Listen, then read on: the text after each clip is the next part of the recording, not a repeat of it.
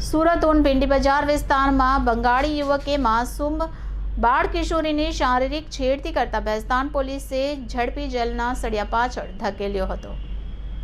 સુરત શહેરમાં છેડતી અને દુષ્કર્મ જેવી ઘટનાઓનો ગ્રાફ ખૂબ વધી રહ્યો હોય તેમ લાગી રહ્યું છે। ખાસ કરીને સ્લમ ઝૂંપડપટ્ટી અને પરપ્રાંતીય વિસ્તારમાં છેડતીની ઘટના ખૂબ વધી રહી છે। ત્યારે ઉન વિસ્તારમાં રહેતા બંગાળી યુવકે તેમના જ પાડોશમાં રહેતી બાળ કિશોરીની શારીરિક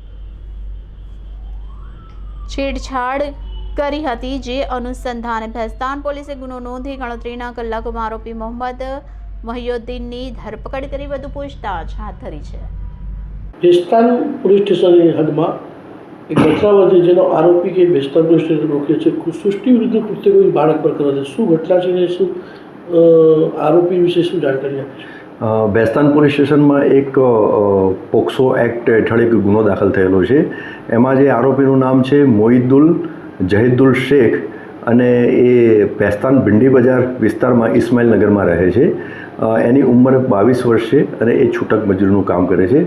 છેલ્લા 3 માસથી એ એના પરિવાર સાથે ત્યાં રહે છે। મૂળ એ વેસ્ટ બંગાળનો છે।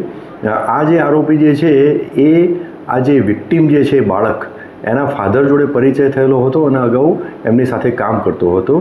એટલે એ પરિચયના હિસાબે એક વખતે આ વિક્ટીમના ઘરે ગયો અને વિક્ટીમ જે બાળક જે છે એની મધર પરિચિત હતી, એટલે એના મધરને જમવાનું બનાવવાનું કહ્યું। એની મધર જમવાનું બનાવવા માટે ગઈ એટલે ત્યારે આ બાળકને લઈ અને આ આરોપી ઘરની બાજુમાં એક રજાનગરની સામે ખુલ્લું મેદાન આવેલું છે ત્યાં લઈ ગયો અને ત્યાં આ બાળક ઉપર જાતીય હુમલો કરેલો હતો। તો તે જ અનુસંધાને આ ભેસ્તાન પોલીસ સ્ટેશનમાં ક્રિમિનલ કેસ દાખલ થયેલો છે અને ગુનાની તપાસના કામે પૂરતા પુરાવા એકત્રિત થયેલ હોવાથી આરોપીની ધરપકડ કરવામાં આવેલ છે।